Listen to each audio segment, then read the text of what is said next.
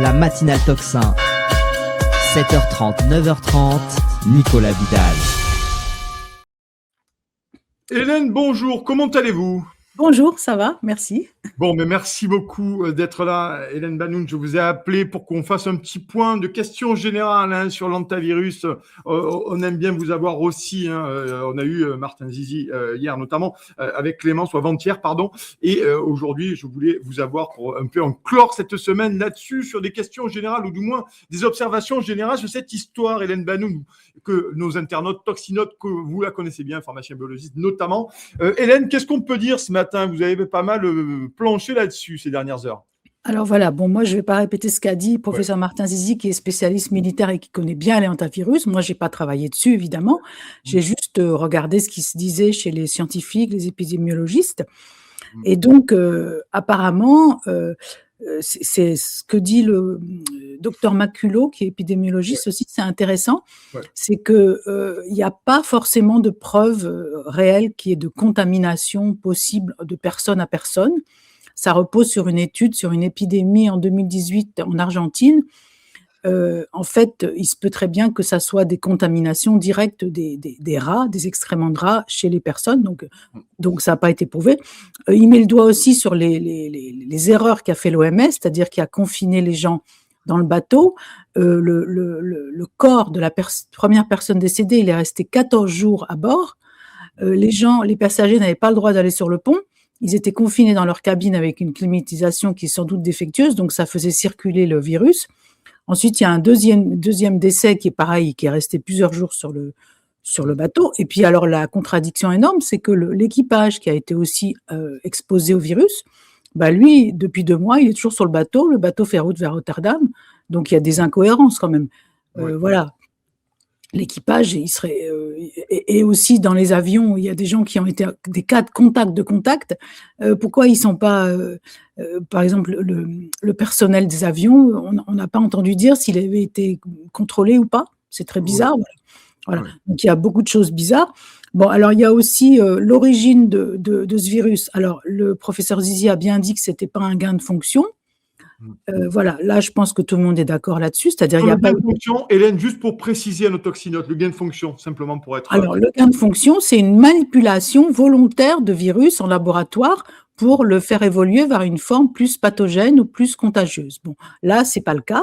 Par contre, il y a un scientifique australien qui est anonyme mais qui est très spécialisé dans ces données-là, mais puis qui est anonyme parce qu'il a été beaucoup menacé, qui fait remarquer que la séquence qui a été isolée de ce virus, elle est identique à des séquences qui ont été déposées par le laboratoire militaire de Fort Detrick des USA en 2020 sur cette épidémie de 2018 dont je vous ai parlé en Argentine récemment. Et lui, il dit que ce qui est bizarre, c'est que ces séquences, elles n'ont pas évolué. Et donc, il pense qu'en fait, il n'y a pas eu d'évolution naturelle du virus, mais que ça serait ce qu'on appelle un virus congelé. Alors, congelé entre guillemets, c'est-à-dire pas congelé, mais qui n'a pas évolué parce qu'il est conservé dans un laboratoire et puis que de temps en temps, il s'échappe de manière volontaire ou involontaire, ça, on ne peut pas le dire. Et donc, c'est ce qui s'était passé avec la grippe H1N1, la grippe de 1976. En fait, c'était un virus qu'on avait dit congelé parce qu'il avait été, et ça c'est prouvé, ça a été publié, il avait été conservé dans un laboratoire de virologie et puis s'était échappé et donc il n'avait pas, par rapport au moment où on l'avait récupéré la première fois, il n'avait pas évolué. Voilà. Enfin bref, tout ça c'est des détails techniques, mais pour dire que ce virus, il est possible, d'après donc ce scientifique qui écrit sous le nom de Jikilix, qu'il provienne du laboratoire militaire de Fort Detrick. Voilà. C'est possible. Alors, il y a évidemment des gens qui disent le contraire. Moi, je ne suis pas apte à juger, mais il précise bien que c'est possible. Voilà. Donc, pour l'instant, on ne sait pas vraiment si ce virus, il circule dans les Andes, s'il a été amené par un laboratoire militaire. Bon, voilà. Oui, parce que c'est vrai que, Hélène, c'est intéressant et merci d'être là, Hélène Banoun, qui répond toujours favorablement à nos invitations chez Toxin. On a eu le coup du pangolin de la chauve-souris du côté de Wuhan, et puis là, on a le coup du couple ornithologue qui est allé notamment photographier des oiseaux et qui aurait ramené ce virus sur le bateau. Donc, on a toujours des narratifs, en fait, sur ces... C'est ce qui toujours me frappe, moi, quand je suis profane, hein, bien entendu, mais ça me frappe toujours ces espèces de narratifs qui, finalement, au fur et à mesure, sont détricotés. Voilà. Ben voilà, ça, la preuve que ce couple a été sur une décharge, bon, je ne sais pas, c'est ce qui est dans les grands journaux officiels. On ne peut pas vérifier, voilà. En tout cas, la séquence génétique, elle est identique à un virus qui a été déposé par l'armée américaine et qui, semble-t-il, n'aurait pas assez évolué naturellement pour que ça soit une évolution naturelle. Voilà. Voilà ce qu'on peut dire. Après, alors, au niveau biopolitique, évidemment, on a compris que en ce moment, les flux financiers des États, ils vont plutôt vers la guerre, vers l'industrie de guerre. Et l'autre industrie qui fait le plus de profit, c'est l'industrie de la santé. Et donc, cette industrie de la santé, elle voudrait bien que les flux financiers reviennent vers elle.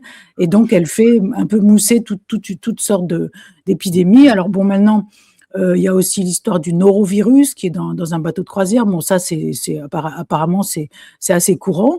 Et puis, on a toujours en réserve l'épidémie de grippe aviaire. Hein. Oui. Si ça marche pas, toutes ces épidémies-là, tout ça pour maintenir les cours de bourse, puisque je rappelle que Moderna avait lancé un essai sur un vaccin ARN contre l'hantavirus. Voilà. Donc, il faut maintenir les cours de bourse et puis essayer de faire revenir de l'argent à l'OMS, puisque je rappelle que Bill Gates, maintenant, c'est le premier financeur de l'OMS privé, puisque les États-Unis se sont retirés. Donc, c'est lui qui donne un peu les ordres à l'OMS, voilà. Donc, et puis alors en France, bon, on a toujours les mêmes personnes qui viennent sur les plateaux télé et dans les médias officiels aussi qui font mousser un peu l'épidémie. Chaque région a un peu son cas contact ou alors est en attente d'un éventuel cas contact. J'ai un peu regardé sur les journaux locaux, voilà. Il y en a un, à Lyon, ils attendent. Enfin, je sais plus. Un peu partout, il y a des cas contacts qui arrivent. Voilà. Bon, à l'IHU à Marseille, qui a l'hôpital spécialisé en maladies infectieuses avec des chambres à pression négative, tout ça, ils ont aussi un cas contact, voilà, une personne symptomatique. Voilà. Donc voilà, ce qu'on peut dire, c'est que les événements biopolitiques habituels qui se passent, quoi. On fait mousser les pandémies possibles pour entretenir les cours de bourse, pour réorienter les flux financiers vers l'industrie de la santé, alors qu'en ce moment, c'est plutôt la guerre qui accapare ces financements. Et on va en parler rapidement, parce que vous avez suivi bien sûr le Covid, ma chère Hélène Banoun. C'est vrai qu'arrêtons-nous quelques instants, notamment sur le traitement médiatique. Moi, je suis stupéfait du traitement médiatique. Enfin, stupéfait parce que c'est la redite du Covid. Hein. On a les mêmes articles, on a des sondages, on a qui va porter le masque, qui va pas porter le masque, et qu'est-ce qu'il y a un vaccin qui est en cours d'élaboration. On a véritablement le même narratif dans les médias et chaque jour suffit à sa peine sanitaire, en fait. Oui, voilà. Bon, c'est les mêmes personnes qui sont pas des spécialistes et qui viennent sur les plateaux. Je fais remarquer aussi ils en profitent pour critiquer l'administration américaine de la santé, en particulier Kennedy, en disant que les Américains prennent pas ça au sérieux. Alors, la seule différence, j'ai regardé, c'est que aux États-Unis, la quarantaine de 42 jours, elle n'est pas obligatoire. Mais la plupart des gens, des cas contacts, ils sont dans une unité de quarantaine spécialisée dans le Nebraska, donc c'est complètement isolé, c'est vraiment archi sécurisé. Et en fait, ils demandent à rester 42 jours pour être surveillés et tout. Donc en fait, la différence, oui, alors en France, c'est obligatoire, la quarantaine. Mais bon, aux États-Unis, c'est pas obligatoire. C'est la seule différence. Bon, c'est un pays qui est plus libéral que la France, donc ça se paraît assez logique, voilà. Donc bon. Après, je voulais juste revenir sur des bruits qui courent du style, oui, il y aurait eu une simulation de pandémie qui aurait exactement raconté une histoire comparable à celle de cet hantavirus. Alors pas tout à fait quand même. Hein. Les dernières simulations, ça s'appelle Polaris 1 et 2. Alors il y avait bien une histoire de bateau dans l'une, mais c'était pas du tout un hantavirus. et puis dans l'autre, c'était une bactérie. Voilà, il faut pas tout mélanger, quoi. Il y a toujours des simulations de pandémie. Je rappelle que les simulations de pandémie, c'est comme les stress tests pour les banques. Oui. C'est-à-dire, on fait des simulations au cas où il y a une pandémie, enfin des anticipations pour pouvoir être préparé. Bon, on a vu que pour la Covid, en octobre 2019, il y en avait une qui correspondait exactement, et puis même j'avais montré en 2017 SPARS qui correspondait, mais vraiment exactement à ce qui s'est passé avec la Covid. Donc là, c'était sûr que c'était anticipé, mais bien préparé. Là, il n'y a pas aucune anticipation qui corresponde exactement à celle-là, quoi. Et je voudrais qu'on finisse là-dessus parce que je suis aussi les médias mainstream comme vous, Hélène. Et là, il y a une offensive des médias mainstream contre les complotistes et anti-vax de tous bords.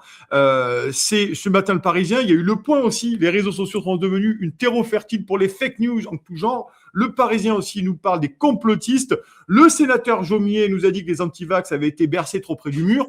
Là aussi, franchement, c'est... On peut toujours pas se poser des questions en France. Non, mais on peut toujours pas se poser des questions. Je sais pas. C'est interdit de se poser des questions. C'est pénalement responsable. Non, mais ils ont aucun argument. Mais bon, moi, je pense que nous, qui sommes intéressés par le sujet, on voit ça avec des verres grossissants quand même. La population générale. Moi, j'ai un peu interrogé des gens qui sont pas concernés par ça. Oui, ils ont vu vaguement passer ça, mais ça les inquiète pas beaucoup. Voilà, je pense que ça prend pas trop, quoi.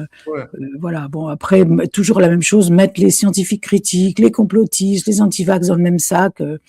Bon, ils ont aucun argument, quoi. C'est ça. C'est pas en traitant quelqu'un d'antivax qu'on va contredire son discours avec des arguments. Mais c'est fou parce qu'on voit qu'il y a une violence journalistique là qui commence à émerger depuis 3-4 jours. Moi, ils n'ont rien appris du Covid, alors qu'on sait tout ce qui se passe. D'ailleurs, il y a eu notamment ces déclarations en séance publique aux États-Unis contre Anthony Fauci. Il faut quand même se rendre compte, personne n'en a parlé en France. Il y a eu beaucoup de vidéos là-dessus, avec les sénateurs qui ont auditionné, notamment cet officier du renseignement de la CIA. D'ailleurs, j'en ai parlé sur mon Substack cette semaine. Ces gens n'ont rien appris. Qu'est-ce que c'est qu'ils se renseignent pas, c'est qu'ils veulent pas voir, c'est qu'ils n'osent pas se poser des questions, ou c'est que est-ce qu'on peut arriver à répondre à ça, Hélène? Moi, je sais pas. Tous ces gens que vous voyez sur les plateaux télé, c'est des serviteurs du biopouvoir. Ils ont pas à se poser de questions. Ils sont là à leur poste. Ils remplissent. Enfin, ils disent ce qu'on leur dit de dire. C'est pas à ces gens-là qui vont se poser des questions. S'ils se posent des questions, ils risquent leur poste, ils risquent leur revenu. Enfin, moi, je m'attends pas à ce que ces gens-là se posent des questions. C'est nous qui devons nous poser des questions, faire circuler des informations critiques, équilibrées, balancées, voilà. Mais ces gens-là, il faut rien en attendre. Puis bon, je pense que nous, on les voit beaucoup, mais comme je vous dis, c'est pour la population en général, ça n'a pas tellement d'influence. Il faut pas non plus se prendre la tête là-dessus, quoi, je crois. C'est ça. Dernière question là-dessus. Vous pensez que ça va pas prendre finalement cette histoire d'antavirus, selon vous, Hélène, concrètement? Alors moi, je suis pas Madame Soleil, comme dit le professeur Raoult, donc je sais pas ce qui va se passer. Mais apparemment, c'est juste, je vous dis, pour faire maintenir les cours de bourse, maintenir l'angoisse sur le côté, les problèmes de santé, mais non, ça va. Je vois pas comment ils pourraient confiner une population entière avec des PCR sur des histoires d'antavirus. Je vois pas trop, quoi. On n'a pas tout l'avion depuis le bateau. Il y avait pas tellement de monde dans ce bateau, quoi. Ça devient compliqué, quoi. Après, c'est vrai qu'avec leurs mesures de sécurité débiles, là, de confiner tout le monde dans le bateau et ensuite de disperser tous les malades un peu partout, on pourrait dire qu'ils essayent de répandre le virus, mais bon, ça marchera pas puisqu'il n'y a pas de possibilité de contamination. Sauf vraiment, je vous dis, si quelqu'un est peut-être l'épouse du Néerlandais, elle a peut-être été contaminée par le corps de son mari avec lequel elle est restée pendant 14 jours, c'est possible, sinon. En tout cas, nous, on va continuer à commenter ça et à essayer d'avoir un peu de prendre un peu de la rigueur et surtout un peu de distance avec tout ça. Oui, bien sûr. C'est comme avec toutes les informations au niveau de la santé, et puis dans d'autres domaines que je ne commenterai pas. Il faut toujours prendre de la distance. Il faut se demander pourquoi ils nous disent ça, à qui ça profite. Et quand on voit les cours de bourse qui étaient en train de descendre et qui remontent un petit peu, c'est tout. Ça fait gagner des milliards. Faut pas oublier qu'il y a eu des tonnes de milliardaires qui sont apparus depuis la pandémie Covid, que je crois qu'il y a 500 ou 700 milliards d'euros qui ont disparu des subventions qui avaient été données par l'UE pour la pandémie Covid. Donc, il y a beaucoup d'argent, il y a beaucoup de flux financiers, il y a beaucoup de gens qui en profitent. Et donc, tout ça, c'est lié à ça. C'est la seule. Ça suffit comme explication. Moi, je ne vais pas chercher des explications complotistes, machin. Ça suffit. Ça fait circuler les flux financiers, ça fait pousser des milliardaires et ça suffit pour expliquer tout ce ramdam médiatique.